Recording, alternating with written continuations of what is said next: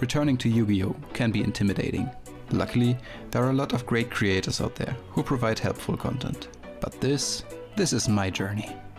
While getting back into the game is mostly expensive, I'm doing it the smart way. And buy the singles! This series is dedicated to building a competitive deck, but only with singles and on a mightily small budget. €2.50 per week. Welcome to Yugioh-Heroes.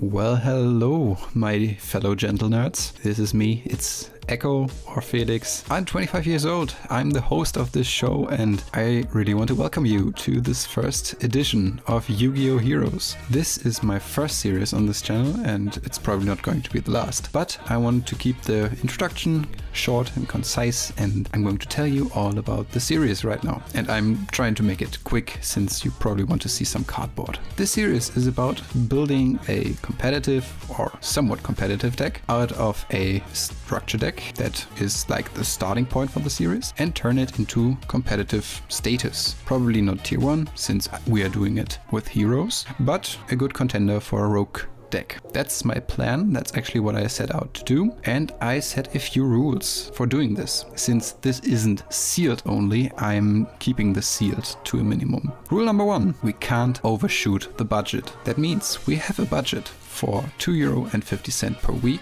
and we can't go over that. I mean, we technically can, but if we don't have enough money in the imaginary bank account, we can't get over it. Second rule, any money left over from the week gets transferred to the next week. That means if we have €2.50 this week, but we only spent €2, the 50 cent get transferred to the next week. That means the next week's budget is €3, and that can't also be overshot. Rule number 3, we have a maximum of 5 cards per week that we're adding. There are a few cards that are very cheap, a few cents only, and we don't want to basically blow up the deck in 1 or 2 episodes. We want to make it slow but steady. Rule number 4, rarity bumps. This only impacts my personal collection. Those cards that I'm ordering as an extra in some orders don't go into the budget, they are only for my collection, and that's why I don't count them into the budget for the week. It doesn't change the value of the card or the card itself. That means we have the card, we can use it. For an online simulator it doesn't matter, it's just for my collection, so this is off limits.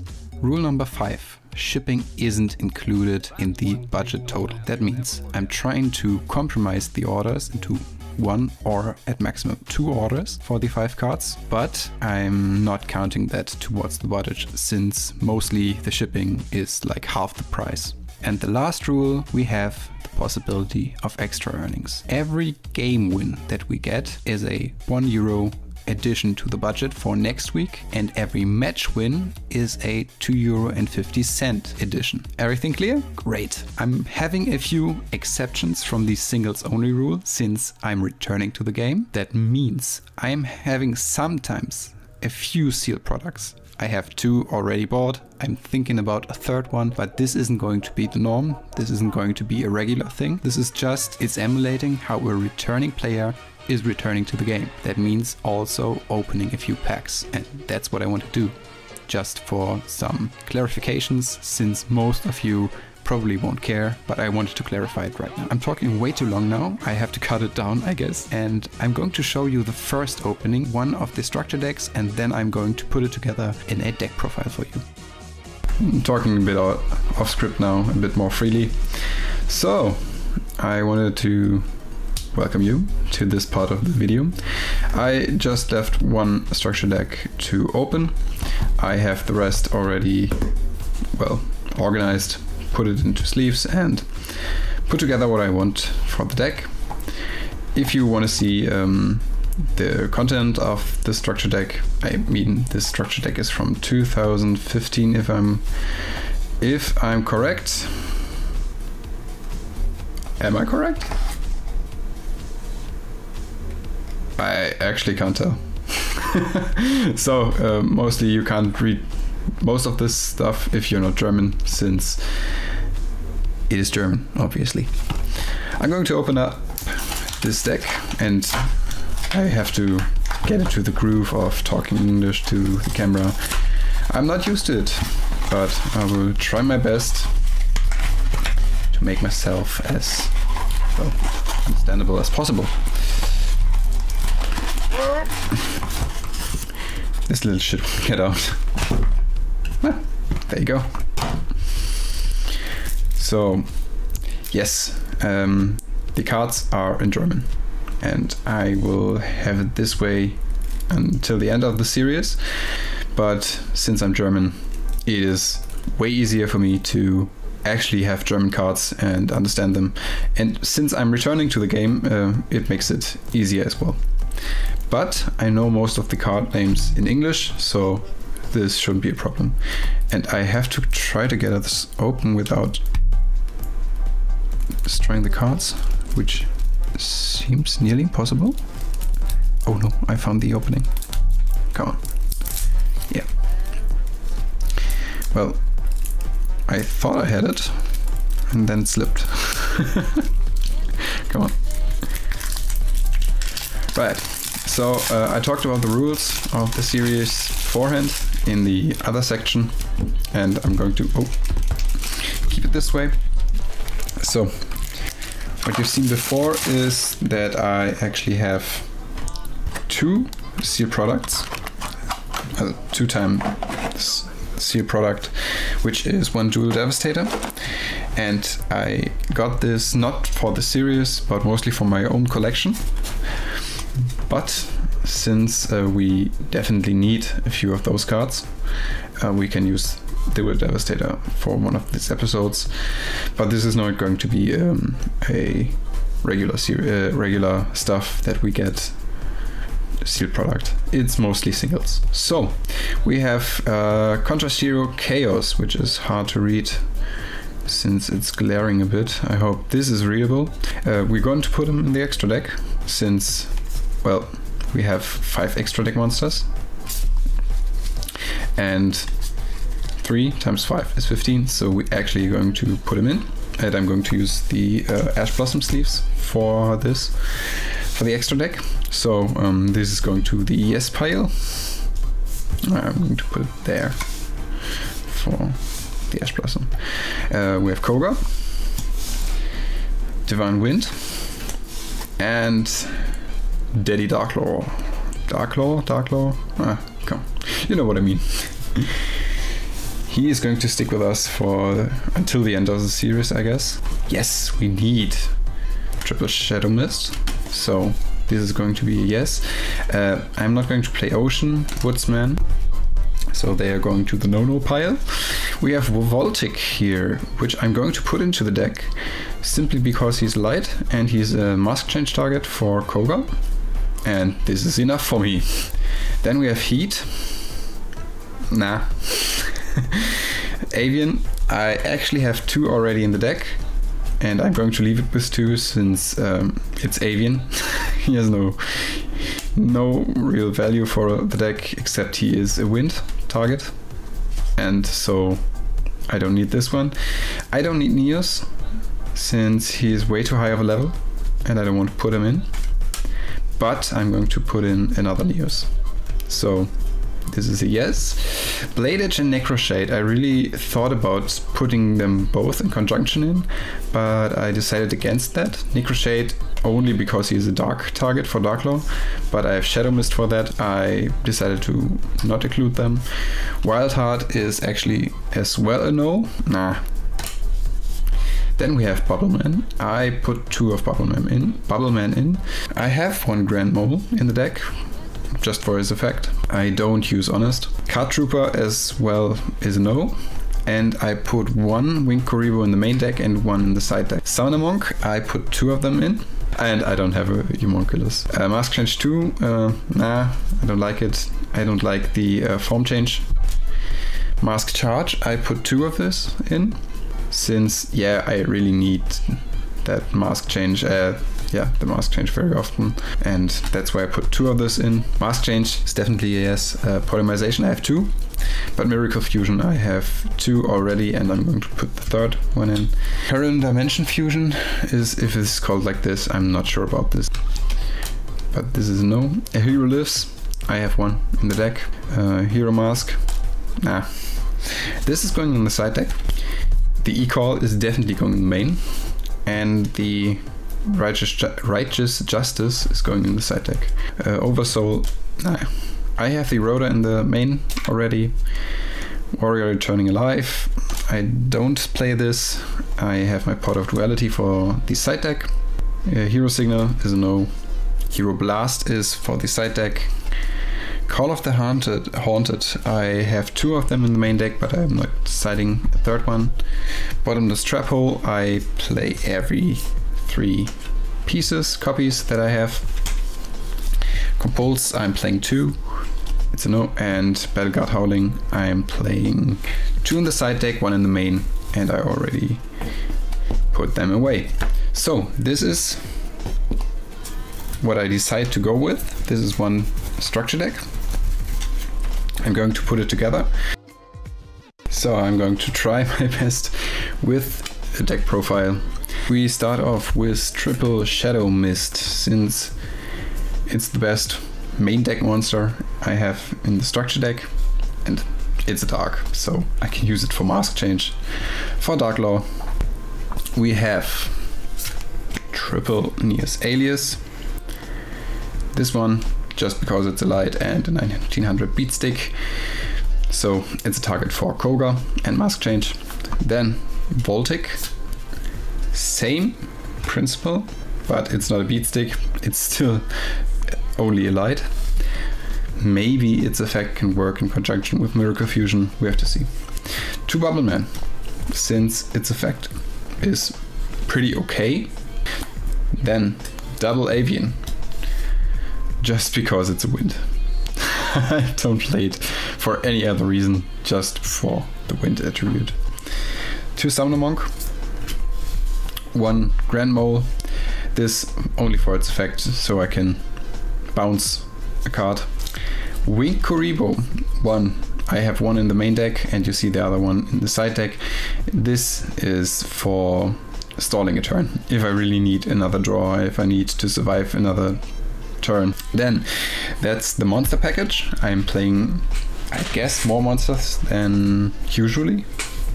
The deck profiles I've seen don't play that much monsters. I have 2 Mask Charge, just to get my mask change back, and a monster.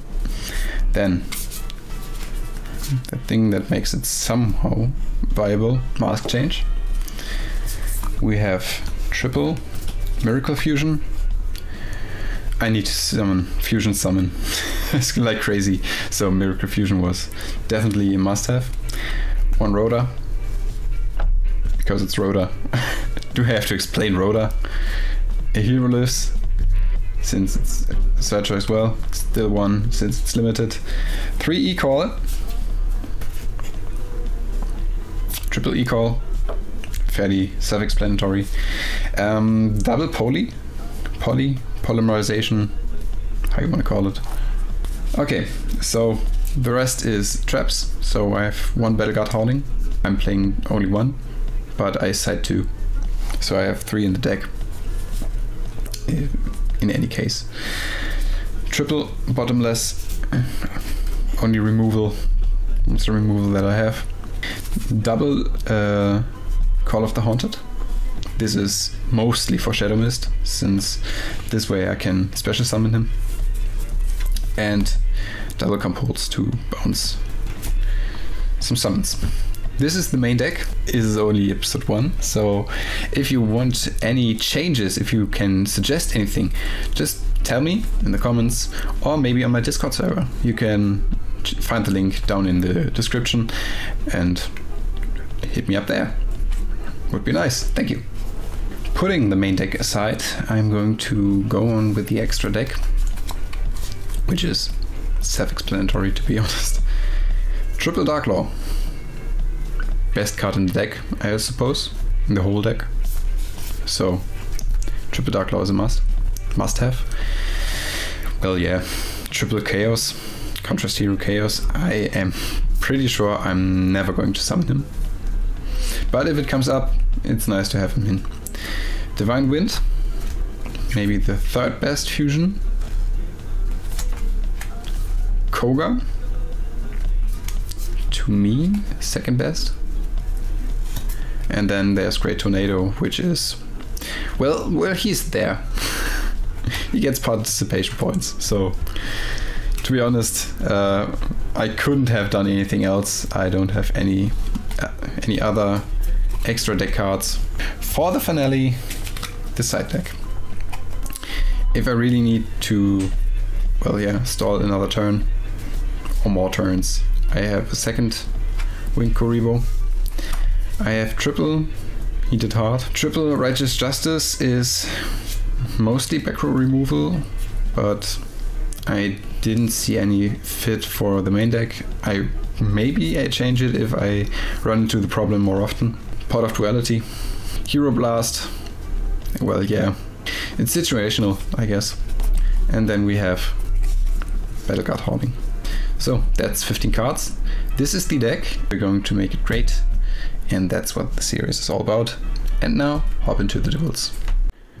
Well, it turns out this video is already longer than it should be. So I'm trying to do the duel portion very compact. I started off dueling against Nocadar, and he is already a content creator that you can check out. His link is in the description below. You can look him up and give him a sub. That would be very nice. Well, for the first game I open up and I already misplay. I opened with Neo's Alias and instead I should have gone with Shadow Mist, which I had in hand. I set the mask change and I passed to him. He can pretty much go into his combo and I couldn't do anything against him since when he attacked me I mask changed Neo's Alias into Koga, and well, I could have gone into Darklaw first turn when he got into standby phase. I couldn't do that, so he actually gets rid of Koga and proceeds to combo off, which I can't do anything against. So we start off with a loss. Game 2, I can actually open with Darklaw turn 1, and I activate mask change in his standby phase, which I should have done in the first game. He tried to do something, but I can get rid of his normal summon with Bottomless Trap Hole, and afterwards I can get into Koga and Divine Wind and go for game. So I actually won a game on my first episode. Game 3, he bricked. I don't know how to put it else. He bricked and I could beat him down with just normal summons. And that's the game. I actually won the first match. So we go into the next episode with 250 extra. This is insane. The second game was against ThePokéMonarch, and I really want to shout him out especially. The game isn't that noteworthy, I can make it very short. He crushed me 2-0 and he had the Dino Smashes. He is already far ahead in the series, but ThePokéMonarch is going to be one of our rivals. Well, at this moment he's the only rival that we have, but he's going to be a rival and he will start his series with me in the next week. We'll start his journey next week, but he will have some extra money to spend since he missed one episode, if you want to put it like this. Yeah, to actually summarize the duel any further, he had Ultimate Conductor Tyranno. I don't have anything against it.